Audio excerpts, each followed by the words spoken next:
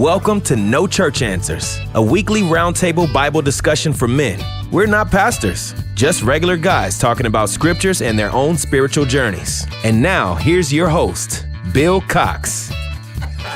Hello, I'm Bill Cox, and welcome to No Church Answers. We're not pastors, we're just regular guys, and each of us are on our own spiritual journey. We feel that all men are leaders. You're leaders at your work, you're leaders at your home, you're leaders in your church and community, but sometimes that lead dog needs to be fed, spiritually recharged, and that's why we're here. So what we do is we reach back, we get a scripture lesson, we update it, put a man spin on it, and then we have this group discussion here and apply it to the challenges that men have on a daily basis.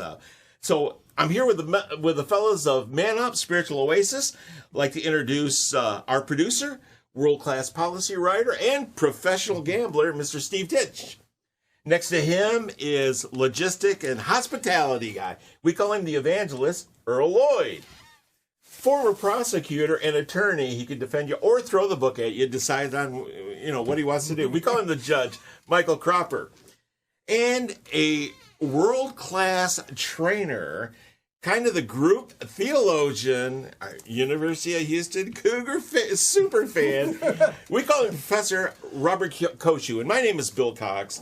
And we are talking about Exodus. And we're going to be talking about the lesson from 28 to 11, and it's honor the Sabbath. And I want to go around and get some overviews from the panel and start with Mr. Steve Titch. Shomer Shabbos. Shabbat Shalom. I don't bowl on Shabbat. I don't bowl on Shabbat. He doesn't speak English. But you're not Jewish. So, yes, so many things about the Sabbath and so many laws and rules about it. It's somewhat almost, I don't even want to be a parody of it, but it is important. We are told to keep the seventh day holy, and I'll just kick it off by saying this. God chose to rest. Now, God doesn't have to rest. God chose to rest, and He not just recommended, He commanded us as humans to take a day of rest, even in a fallen world. Excellent. Earl Lloyd. There's no day like Sunday. There's no day like Sunday.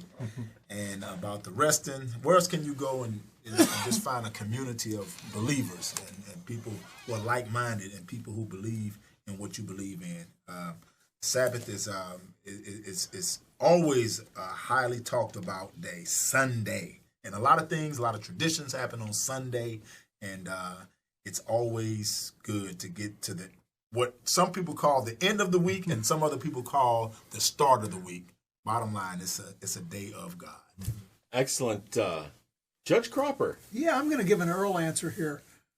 I'll buzz it before you start. You get that church answer. Man, he does that buzz thing. He's like quick on the trigger today with the buzz. Folks, if you've listened to us, Earl joined us a few months back, and he always has some great enthusiasm for the Lord our God. And so my response for Earl is God is awesome. He created the universe. He created the earth. He created everything in it, the animals, and He created the plants, and He gave it to man. He created man, gave him dominion over it. Now, so going a little further, God loves us very much. He did that because He loves us so much. He created us. He gave us the earth. He made us righteous and created us to be His friend. Essentially, God showed us that He loved us. So why do we keep the Sabbath? Why is this an important rule? Because it honors God and it shows our respect for who He is. Spending time honoring God shows love and respect for God. Today we're going to look at which conduct does not keep the Sabbath holy. Next time you got to sing the awesome. My God is awesome. God. There you go. Yeah. Should have warned me about the topic before you invited me to host. Professor Koshu. So, Jesus had a lot of interesting things to say about the Sabbath. One of my favorite parts is in Mark when he goes and he heals somebody on the Sabbath. Right. And then the Pharisees, of course, they get all twisted up about it. And he looks at him and he goes, was man made for the Sabbath, or was the Sabbath made for man? And I think this is, if you study the Ten Commandments, you hear him talk about the Ten Commandments being a horizontal, our relationship with God, and or a vertical rather, our relationship with God, and a horizontal, it's how we relate with each other. Interestingly enough, the fifth commandment, honor the Sabbath and keep it holy, is the middle of that, and it's the linchpin. And that's because it has parts of relationship with God, but it also has parts of how we relate with each other. One of the things we've seen in the world recently, even before the pandemic began, you began to see a lot of studies related to the number of people answering emails on the Sunday night, logging into their computer. Let me go through this. You know, people go on vacations. They take their work computer with them and log in. And I know people that have got up at 3 a.m. on vacation so they could work for 3 hours before they did anything with their family. That actually magnified during the pandemic because people were actually working 24/7 all over their house. Not just an office that they would go into. They'd be like, I don't feel like, let me go sit at the kitchen table today. No, I'll do it in the dining room. Maybe I'll sit in the bed and just work on my laptop. And so how do we disconnect in the hyper-connected world we're with right now so that we can A, rest, and B, focus on God? And I think that's what this commandment talks about. Well, this is really interesting because I was raised on a farm, and my grandparents lived across the street. And my grandma on Sunday would say, there's not 9 commandments, there's 10. But I had to feed the pigs, I had to clean the pens, and that was work. And so I've had that struggle basically my whole life. But as I've gotten older and now in society, we are in Texas. We used to have blue laws where you couldn't buy things that weren't essential back in the day, back when I was younger. Whereas now, not only are the blue laws gone, you can essentially buy anything, but for you men out there that have young children, they're scheduling events on Sundays. There's so many things in life now that are getting scheduled ahead of time, ahead of church. And so it's hard. To me, honestly, it was never easy, and I've always kind of failed at this. But as far as being a parent in today's world with responsibility and with children's, I don't want to say it's impossible, but this is much more difficult than the other commandments for me to handle. It's like, where's the respect for church? Now, Bill make mention back in the day, you couldn't go nowhere on Sundays. Wasn't nothing open. No shopping center, no store. You couldn't do nothing on Sunday, all out of respect for the Sabbath. Nowadays, what do Sunday mean? But I'm here to tell you that church ain't going nowhere. As Matthew makes mention, the gates of hell will not be able to stand up against the church. And then you not only look at that, look at all the churches that's just coming up. Not only the mega churches, but there's churches, the storefront churches. Churches are steady popping up. That lets you know that church ain't going nowhere. Churches aren't, but we are for a moment because we have our first break. This is No Church Answers. We will be right back.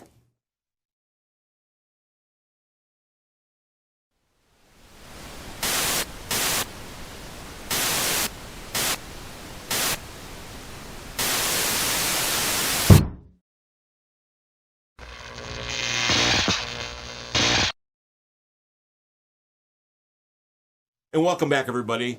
My name is Bill Cox, and this is No Church Answers, and we're talking about keeping the Sabbath holy and how difficult it is, virtually impossible, for a man like me, since I was raised on a farm, working on Sunday anyway. Now I have children. I even work at my church in the tech department, and I think a big part of this, and the way I rationalize it, and you guys can blow holes in it, is this. I try to help everybody with their religious experience. Now, my own exercising my faith muscle, my faith walk is a mosaic. There's times when I have my quiet time. There's times when I do the show prep after producer Steve gives me the notes so I can cheat off of his paper. But but there's many other ways.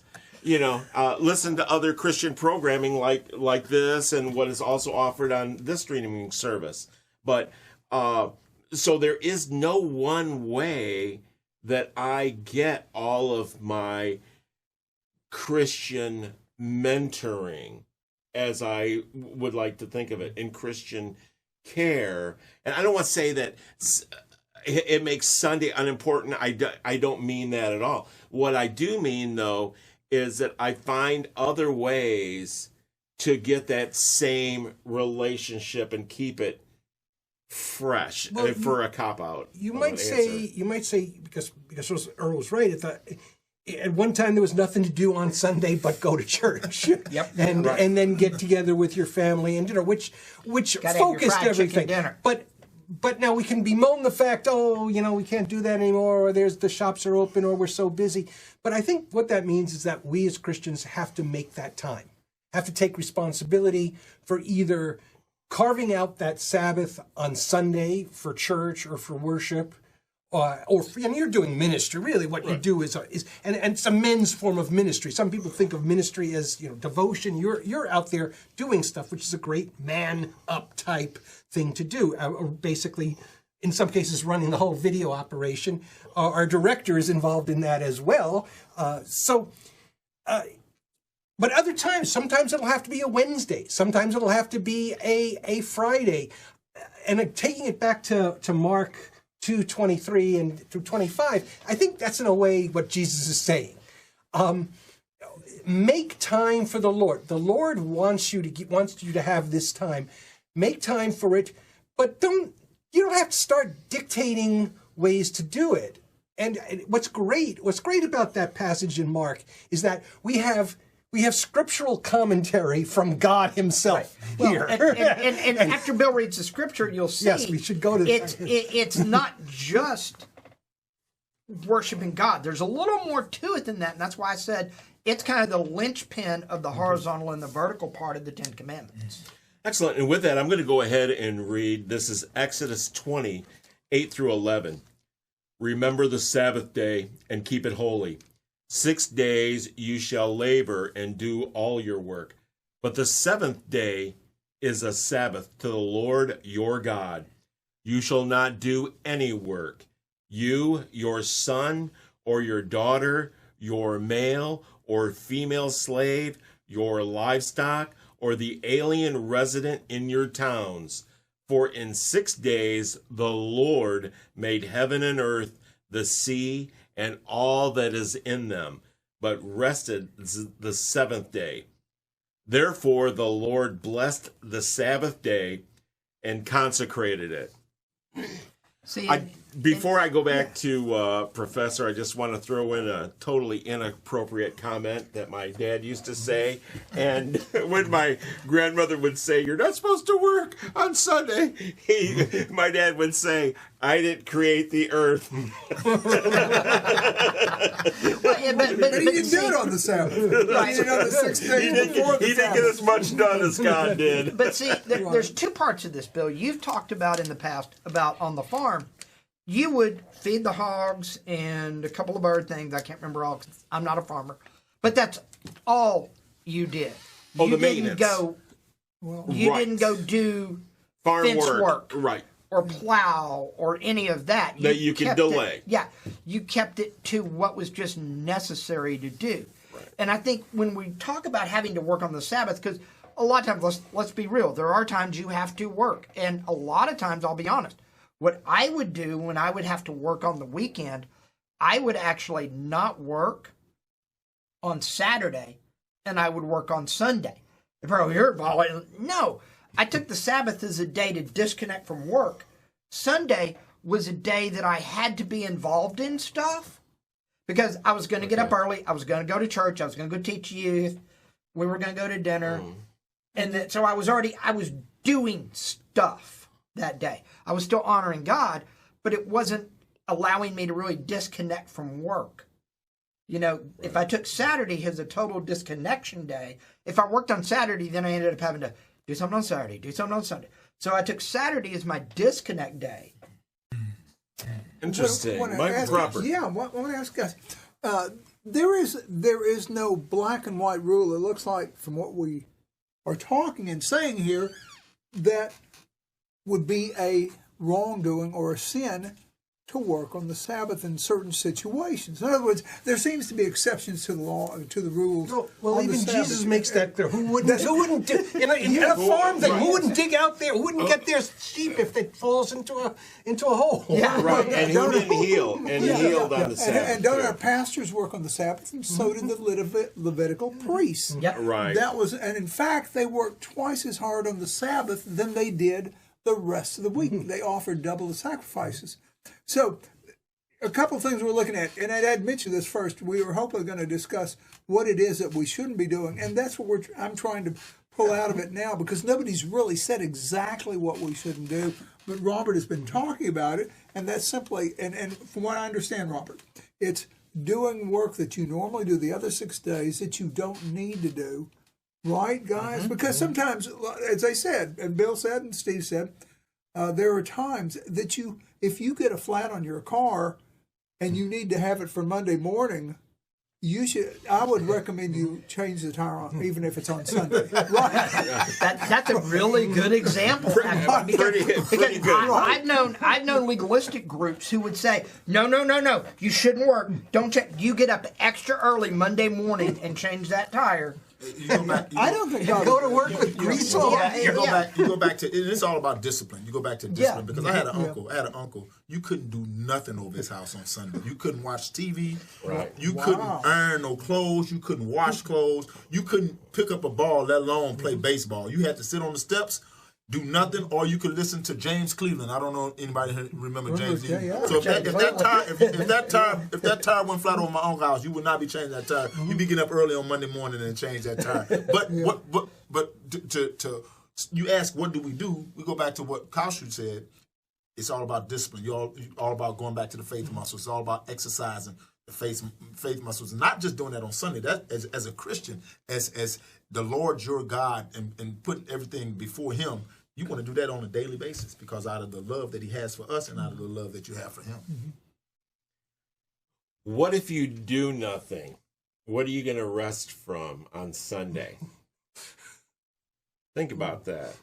I was talking with my son, who's a Generation Y. You mean Gen Z. What you're saying is, if you do something, you don't do anything during the whole week. Right. Say you don't explain that. Say you're a slacker. Those born after 1995, Right. Generation Z, digital Other 6 native. days you don't do anything. Right.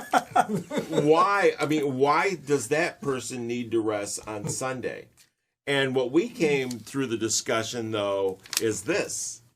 It's not rest. It's reverence. Yep. So, Yes. it's only rest from your work.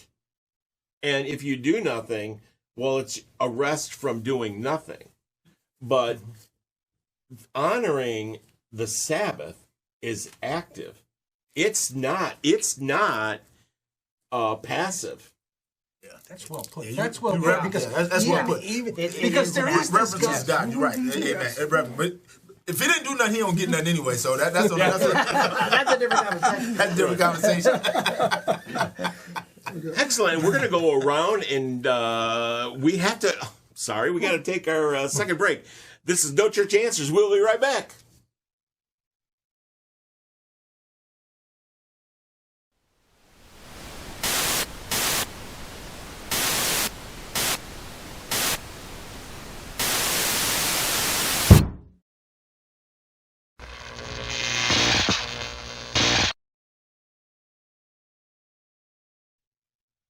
And welcome back, everybody. This is No Church Answers. We've been having a great discussion on how to honor the Sabbath and to keep it holy and to keep it pertinent in our life, in this hectic life that we continue to that we continue to have. And I'm going to go ahead and get some practical takeaways. Start with Professor Koshu. I think it really is all about finding a way to honor God first, definitely. But I think it is also about finding a way to disconnect from your normal everyday routine, whatever that disconnection is. Whether it's, you're going to sit on the couch and watch college football all day. You're going to watch basketball. You're going to read a book. You're going to take a fast from your social media for the day. You're going to not touch your computer. Maybe it's involved, I do a lot of prep work for Man Up stuff on Sundays because that is different than my daily work as a corporate trainer. But it's finding a way to, A, disconnect from that normal work, and then secondly, find a way to connect with God. And I think that is the idea of the Sabbath and keeping it holy at the same time. Excellent. Michael Cropper, a couple takeaways from you. Yeah. The Sabbath may be a time for us to rest from our labors, but this doesn't mean we can't do anything on Sunday. We can choose activities that focus on God, family, and providing service. And here's just a few practical suggestions. As the guys have already mentioned this, folks, some of these: visit with your family and friends. Maybe write in your journal. Learn more about your ancestors and family history. Go for a walk and enjoy God's creation. Take food to someone who is sick. Understand, some of these take an effort, folks, but they're not your normal work that we've been talking about. Call, text, or message a friend who's been on your mind. Plan or participate in a service project. Have a weekly family game day or game night afternoon. So anyway, how do we honor God on the Sabbath? How do I keep the Sabbath holy? I worship God on the Sabbath day. And one of the best ways to keep the Sabbath holy is to give or devote time worshiping God. During the other 6 days of the week, it's easy to get caught up, as the guys have mentioned this, with all our other responsibilities. But on Sunday, you can take time to turn your thoughts and your hearts to God. And one of the best ways to lead us to do that is attend church services. And I want to throw this out real quick. We've been attending church, all of us have, but a lot of our people have not come back to the church since the COVID. And it's disappointing to me, but you know what? Who am I to tell them that they're wrong? For whatever reason, they're not coming back to the church service. A lot of our people have not come back. But anyway, I'll leave that between them and God. Also, a couple other things. We can read the Bible. We can read books, other scripture. We can talk to God in prayer. And we can also pray with our family. That's an excellent point, Mike, and very nice job. And that's one of the reasons why we have this ministry and we've brought it to TV, is because we've always felt that churches minister to coupled men that have a spouse. They're awesome at it. But men that are separated, that are divorced, that are widowed, or that are never married and they're adult, and men that are going through difficult times and maybe a little bit of turmoil in their life, those are the ones that will not admit that they need help. And they're the hardest to minister to, and it's the hardest ones that churches have to connect to.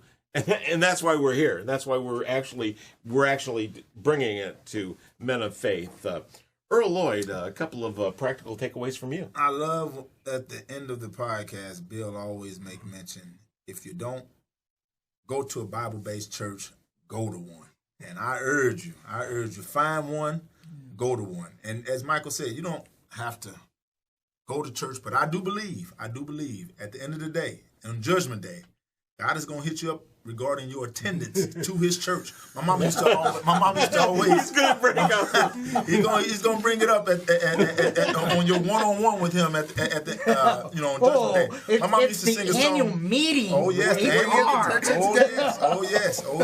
You have a season ticket to the Texans? My mom used to always sing a song. I can't recall the name of the song, but it had a lyric in the song. Every day will be Sunday by and by. So where we headed? Every day is going to be Sunday. So, hey, go to church. Go to church. Excellent. Producer Steve. Well, if indeed they're keeping attendance, I hope, because you're managing the ABF, you're putting our names down as attendees. Please do. You're not slacking off on it. Right. I think the point of this, I think, is that we men, when we're working, it's all about us. It's our identity, and observing the Sabbath keeps us a little more detracted away from that, pulled away from that, pulls us back to what's important, because the tendency is to get wrapped up in what we do. So we shouldn't be doing it every day. Likewise, to kind of go back to what Earl was saying, don't let anybody tell you what you can or cannot do on the Sabbath. Certainly give it to God, but it's a day for recreation. God intended it for you to again, get in touch with something, gardening, whatever. Now, I'm sure, all respect to your uncle, I'm sure he loved listening to James Cleveland. That was probably gave him pleasure. He enjoyed it. So he was more than happy to say that's something you should do on the Sabbath. But shoot, maybe you want to watch the Texans instead, or the Astros in the summertime. Fine. Or go out and play ball, which I think is even a better thing to do with times. Get around and exercise, play with the kids, whatever. Excellent. This has been a great discussion. I know for a fact, I mean, I've wrestled with this basically my whole life about honoring the Sabbath. And I think that, I mean, obvious with the Bible written in a different time, you know, the wording is rest, take a day of rest. Well, that's if you worked. And it's been years since I did that kind of farm work, and I'll be honest with you, thank goodness I don't do it anymore. Well, I couldn't, but I needed, and those people that work like that need that kind of rest and that time to shift to something else, to have those moments of reverence and be able to worship in a worship experience. But now when you update it, and what we do with this show, update it, put a man's spin on it. Say you're in a cubicle that's 10 by 10 with 4 monitors going. Do you need a rest? Probably not. Your day would probably need to do something different, to get out and do some exercise. Maybe joining the choir or doing something physical, doing a service project or something like that.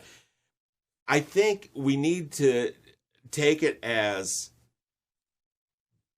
be receptive to the blessings that you have earned in life that God will give to you, but also take the time to be a blessing to someone else.